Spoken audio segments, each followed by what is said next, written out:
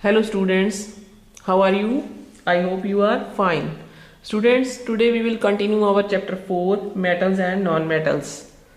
The topic is corrosion of metals.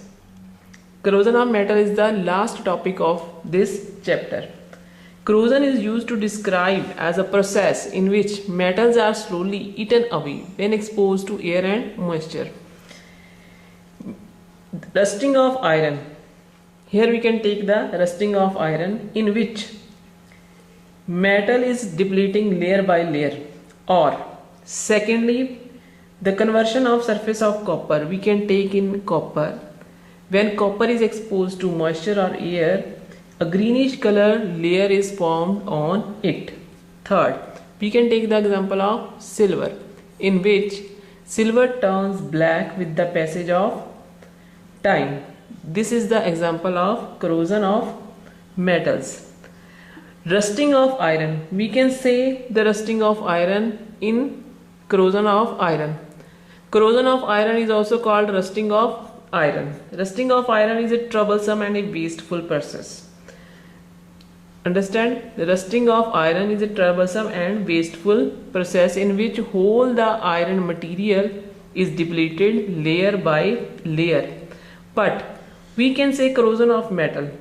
What is corrosion of metal? Corrosion of metal is formation of layer on the surface of the other metal.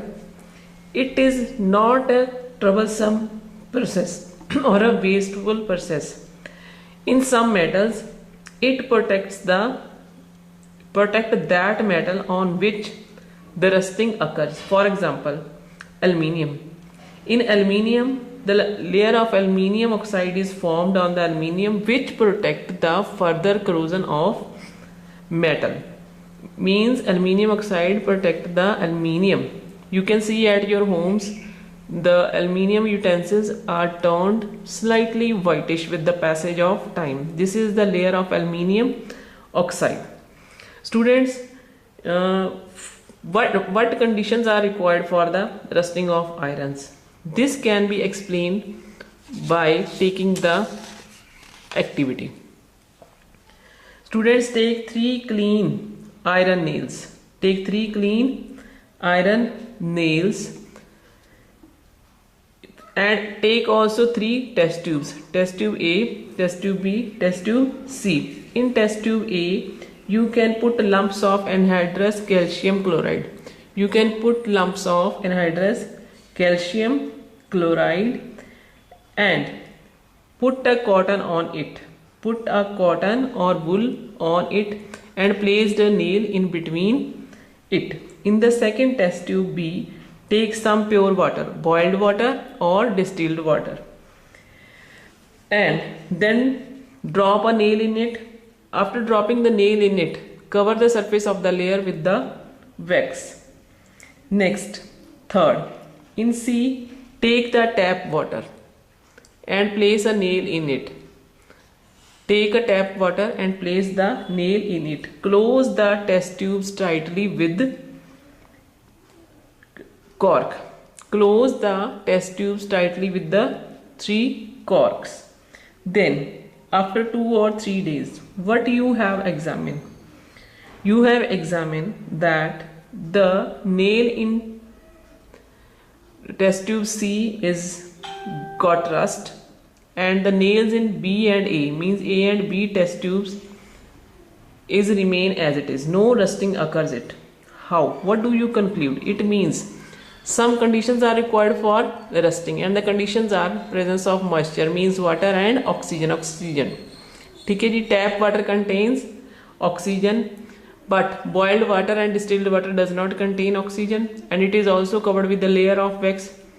Next, anhydrous calcium chloride absorbs the moisture. That's why the nail in A is get no rust and in B no rust, but in C it get the rust. Students, now I can explain you the example of corrosion of other metals. We can take the example of copper. What is copper? Copper is also a metal. It also gets corroded in the presence of carbon dioxide and water to form a green coating, which is a mixture of copper hydroxide and copper carbonate. ठीक है जी. Second example, silver does not get easily corroded in unpolluted air. If the air is polluted, then silver forms a black coating of silver sulfide. Next students, prevention of corrosion. How we can prevent the metal from corrosion? Rusting of iron and corrosion of other metals can be prevented by not allowing air to come in contact with the metal. Some methods are given below. First method is painting or applying oil. Painting the surface of the metal after cleaning it thoroughly is the most common method to protect the metal. Similarly, we can also applying oil or grease. Secondly, covering the metal with another metal. Covering the metal with another metal. How we can cover the metal with another method? There are 4 methods: galvanizing, electroplating, anodizing and alloying. First is galvanizing. What is galvanizing, students? Galvanizing means to cover the iron with the layer of zinc. To cover the iron with the layer of zinc. Firstly, we put the sheets of iron in a molten. Molten means liquid zinc to form a thin layer of zinc on the iron that protect the iron from corrosion. Secondly is electroplating. Electroplating is used to deposit a metallic layer to prevent the corrosion. For example, tin is electroplated on iron to make the food containers. Next is anodizing of aluminium. How we can anodizing of aluminium? In this process, a layer of aluminium oxide is formed on the aluminium upon exposure to air. This prevents the further corrosion of aluminium. Or it can also be done by anodizing.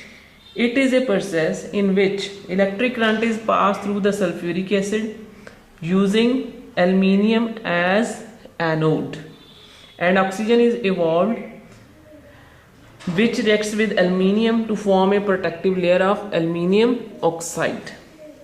Last one is alloying.